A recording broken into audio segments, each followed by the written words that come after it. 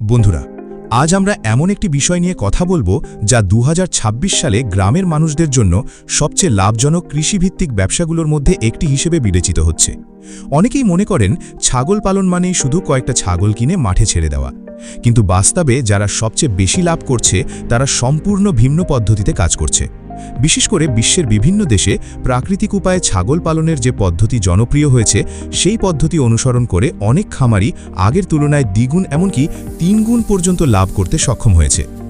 আজকের এই আলোচনায় আমরা ধাপে ধাপে জানব কিভাবে বিদেশি খামারিরা ছাগল পালন করে, কেন তাদের খরচ কম হয়, কেন তাদের ছাগল দ্রুত বৃদ্ধি পায় এবং কিভাবে আমাদের দেশের একজন সাধারণ মানুষও সেই পদ্ধতির অনেক কিছু নিজের খামারে ব্যবহার করতে পারে। প্রথমেই একটি বিষয় বুঝতে হবে, লাভ বেশি করার সবচেয়ে বড় রহস্য হলো খরচ কমানো। অনেক নতুন খামারি প্রথমেই বড় ভুল করে বসেন। তারা ছাগল কেনার পর বাজার থেকে নিয়মিত দামি খাবার কিনতে শুরু করেন। কিছুদিন পর দেখা যায় খাবারের খরচ এত বেড়ে গেছে যে বিক্রির সময় তেমন লাভ থাকছে না। কিন্তু বিদেশের অনেক খামারি এই সমস্যার সমাধান করেছে প্রাকৃতিক খাদ্য ব্যবস্থার মাধ্যমে। তারা ছাগলকে এমনভাবে পালন করে যাতে বছরের অধিকাংশ সময় ছাগল নিজের খাবার নিজেই সংগ্রহ করতে পারে। অবশ্যই এর জন্য পরিকল্পনা লাগে। তারা খামারের আশেপাশে বিভিন্ন ধরনের ঘাস, লতাপাতা এবং ছাগলের উপযোগী গাছ লাগায়। ফলে প্রতিদিন বাজার থেকে অতিরিক্ত খাবার কেনার প্রয়োজন হয় না।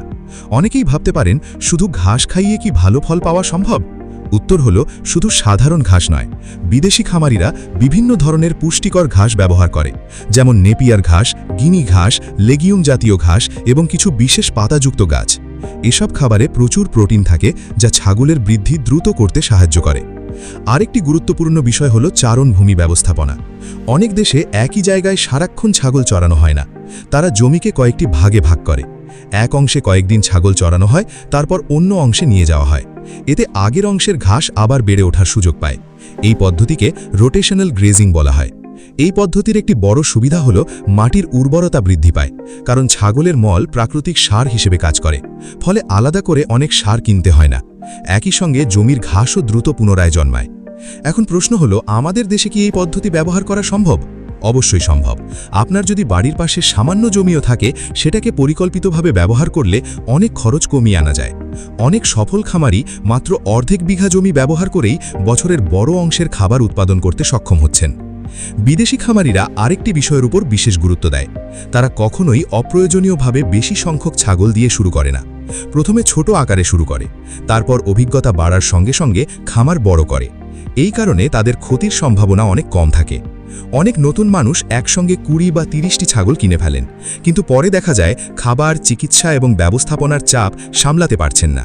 ফলে লাভের পরিবর্তে ক্ষতি হয়। অভিজ্ঞ খামারিরা বলেন, ছোট থেকে শুরু করে ধীরে ধীরে বড় হওয়াই সবচেয়ে নিরাপদ পথ। ছাগল নির্বাচনের ক্ষেত্রেও বিদেশি খামারিরা খুব সতর্ক। তারা শুধু দেখতে সুন্দর ছাগল কেনে না, বরং তারা দেখে ছাগলের স্বাস্থ্য কেমন, বংশগত বৈশিষ্ট্য কেমন, রোগ প্রতিরোধ ক্ষমতা কেমন এবং বাচ্চা উৎপাদনের ইতিহাস কেমন। কারণ একটি ভালো মা ছাগল ভবিষ্যতে পুরো খামারের লাভের ভিত্তি তৈরি করতে পারে। আরেকটি গুরুত্বপূর্ণ বিষয় হলো পানির ব্যবস্থা। অনেকেই মনে করেন শুধু খাবার দিলেই হবে, কিন্তু পরিষ্কার পানি না থাকলে ছাগলের বৃদ্ধি কমে যায়। বিদেশি খামারগুলোতে সবসময় পরিষ্কার ও বিশুদ্ধ পানির ব্যবস্থা রাখা হয়। এতে রোগ কম হয় এবং খাদ্য গ্রহণও বৃদ্ধি পায়। 2026 সালে প্রযুক্তির ব্যবহারও ছাগল পালনে নতুন মাত্রা যোগ করেছে। এখন অনেক খামারি মোবাইল ফোন ব্যবহার করে প্রতিটি ছাগলের তথ্য সংরক্ষণ করেন। কোন ছাগল কবে বাচ্চা দিয়েছে, কোন ছাগল কখন অসুস্থ হয়েছে, কোন ছাগলের ওজন কত, সবকিছু নথিভুক্ত রাখা হয়। ফলে সিদ্ধান্ত নেওয়া সহজ হয়। এখন আমরা সেই জায়গা থেকে আলোচনা শুরু করছি যেখানে সবচেয়ে বেশি লাভের রহস্য লুকিয়ে আছে। অনেক মানুষ মনে করেন ছাগল পালনের সবচেয়ে বড় সমস্যা হলো রোগ। বাস্তবেও দেখা যায় অনেক খামারি বছরে ভালো লাভ করতে পারতেন, কিন্তু রোগের কারণে বড় ক্ষতির মুখে পড়েন। বিদেশের সফল খামারিরা এখানে একটি গুরুত্বপূর্ণ বিষয় অনুসরণ করেন। তারা সবসময় খামার শুকনো রাখেন, কারণ ভেজা ও নোংরা পরিবেশে জীবাণু দ্রুত বৃদ্ধি পায়। তাই ছাগলের থাকার জায়গা এমনভাবে তৈরি করা হয় যাতে বৃষ্টির পানি জমে না থাকে, মেঝে শুকনো থাকে এবং বাতাস সহজে চলাচল করতে পারে। আরেকটি বড় কৌশল হলো নতুন ছাগল সরাসরি পুরনো ছাগলের সঙ্গে মিশিয়ে না দেওয়া। বিদেশি খামারিরা নতুন কেনা ছাগলকে কিছুদিন আলাদা রাখেন। এতে যদি কোনো রোগ লুকিয়ে থাকে তাহলে তা পুরো খামারে ছড়িয়ে পড়তে পারে না।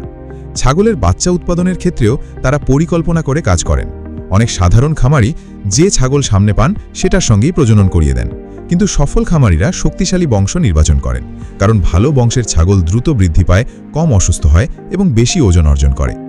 একটি বিষয় খেয়াল করলে দেখবেন, বিদেশের অনেক খামারে একই সংখ্যক ছাগল থাকা সত্ত্বেও তাদের আয় অনেক বেশি, কারণ তারা শুধু ছাগলের সংখ্যা বাড়ানোর দিকে মনোযোগ দেয় না, তারা প্রতিটি ছাগলের উৎপাদনশীলতা বাড়ানোর চেষ্টা করে। একটি সুস্থ মা ছাগল বছরে নিয়মিত বাচ্চা দিলে এবং বাচ্চাগুলো সুস্থভাবে বড় হলে পুরো খামারের লাভ কয়েক গুণ বেড়ে যেতে পারে। তাই তারা মা ছাগলের খাবার ও যত্নের ওপর বিশেষ গুরুত্ব দেয়। বাচ্চা জন্মের প্রথম কয়েক সপ্তাহ সবচেয়ে গুরুত্বপূর্ণ সময়। এই সময় অনেক খামারি ভুল করেন। বিদেশি খামারিরা জন্মের পরপরই বাচ্চাকে পরিষ্কার পরিবেশে রাখেন এবং নিশ্চিত করেন যাতে সে মায়ের প্রথম দুধ ঠিকমতো পায়, কারণ প্রথম দুধে এমন উপাদান থাকে যা রোগ প্রতিরোধ ক্ষমতা তৈরি করতে সাহায্য করে। এখন আসি আরেকটি গুরুত্বপূর্ণ বিষয়। অনেকেই মনে করেন বেশি খাবার দিলেই ছাগল দ্রুত বড় হবে, কিন্তু বিদেশি খামারিরা সুষম খাবারের ওপর গুরুত্ব দেন। তারা জানেন অতিরিক্ত খাবার মানেই বেশি লাভ নয়, বরং সঠিক সময়ে সঠিক খাবার দেওয়াই আসল বিষয়। তারা খাদ্য তালিকায় সবুজ ঘাসের পাশাপাশি বিভিন্ন গাছের পাতা ব্যবহার করেন, বিশেষ করে এমন পাতা যেগুলিতে প্রাকৃতিকভাবে খনিজ ও প্রোটিন থাকে, ফলে বাজারে দামি খাদ্যের ওপর নির্ভরতা কমে যায়। 2026-এ অনেক খামারি কৃষি এবং ছাগল পালনকে একসঙ্গে যুক্ত করছেন। উদাহরণ হিসেবে ধরা যাক, একটি জমিতে ফলের গাছ লাগানো হলো, সেই গাছের মাঝখানে ঘাস উৎপাদন করা হলো। ছাগল সেই ঘাস খাচ্ছে আর তাদের মল জমির জন্য সার হিসেবে কাজ করছে। এতে একই জমি থেকে একাধিক আয়ের উৎস তৈরি হচ্ছে। এটাকে অনেকে প্রকৃতি ভিত্তিক খামার ব্যবস্থা বলে থাকেন। বিদেশে এই পদ্ধতি দ্রুত জনপ্রিয় হয়েছে, কারণ এতে খরচ কম এবং দীর্ঘমেয়াদে লাভ বেশি। অনেক সফল খামারি আরেকটি বিষয় অনুসরণ করেন। তারা প্রতিটি ছাগলের ওজন নির্দিষ্ট সময় পরপর মাপেন। এতে বোঝা যায় কোন ছাগল ভালো বৃদ্ধি পাচ্ছে এবং কোনটি পিছিয়ে আছে, ফলে দ্রুত ব্যবস্থা নেওয়া যায়। এখন প্রশ্ন হলো, লাভ দ্বিগুণ করার জন্য সবচেয়ে গুরুত্বপূর্ণ কাজ কোনটি? অভিজ্ঞ খামারিদের মতে উত্তর হলো অপ্রয়োজনীয় খরচ বন্ধ করা, কারণ অনেক সময় আয় বাড়ানোর চেয়ে খরচ কমানো সহজ হয়। যদি আপনি খাবার, চিকিৎসা এবং ব্যবস্থাপনার খরচ নিয়ন্ত্রণ করতে পারেন, তাহলে একই সংখ্যক ছাগল থেকেও বেশি লাভ করা সম্ভব। বিদেশি খামারিরা কখনোই শুধু একটি আয়ের ওপর নির্ভর করেন না। তারা ছাগলের বাচ্চা বিক্রি করেন, প্রজননের জন্য উন্নত জাতের পাঠা ব্যবহার করেন, জৈব সার তৈরি করেন এবং অনেক ক্ষেত্রে প্রশিক্ষণও দিয়ে থাকেন। ফলে আয়ের একাধিক পথ তৈরি হয়। ধীরে ধীরে তাদের খামার একটি পূর্ণাঙ্গ ব্যবসায় পরিণত হয়, আর এখানেই সাধারণ খামারি এবং সফল খামারির মধ্যে পার্থক্য তৈরি হয়। আজ যদি কেউ 2026-এ নতুনভাবে ছাগল পালন শুরু করতে চান, তাহলে তার লক্ষ্য হওয়া উচিত কম খরচে টেকসই ব্যবস্থা তৈরি করা। শুরুতেই বড় খামার করার প্রয়োজন নেই, বরং ছোট পরিসরে শুরু করে অভিজ্ঞতা অর্জন করতে হবে। প্রাকৃতিক ঘাস উৎপাদন, পরিকল্পিত চারণ ব্যবস্থা, উন্নত বংশ নির্বাচন, পরিষ্কার পরিবেশ, নিয়মিত পর্যবেক্ষণ এবং খরচ নিয়ন্ত্রণ, এই 6টি বিষয় যদি সঠিকভাবে অনুসরণ করা যায়, তাহলে ধীরে ধীরে একটি লাভজনক খামার গড়ে তোলা সম্ভব। আর এটাই সেই পদ্ধতি যেটি ব্যবহার করে বিশ্বের অনেক সফল খামারি আজ আগের তুলনায় দ্বিগুণ বা তারও বেশি লাভ করছেন। তাদের সফলতার মূল রহস্য কোনো জাদু নয়, বরং সঠিক পরিকল্পনা, ধৈর্য এবং প্রাকৃতিক পদ্ধতির সঠিক ব্যবহার। বন্ধুরা, যদি তোমরা কৃষি, ছাগল পালন, হাঁস মুরগি, মাছ চাষ এবং গ্রামের সফল ব্যবসার নতুন নতুন আইডিয়া জানতে চাও, তাহলে অবশ্যই আমাদের চ্যানেল ডিজিটাল কৃষক বাংলা সাবস্ক্রাইব করে পাশে থাকো। আগামী ভিডিওতে আবার দেখা হবে নতুন একটি লাভজনক বিষয় নিয়ে।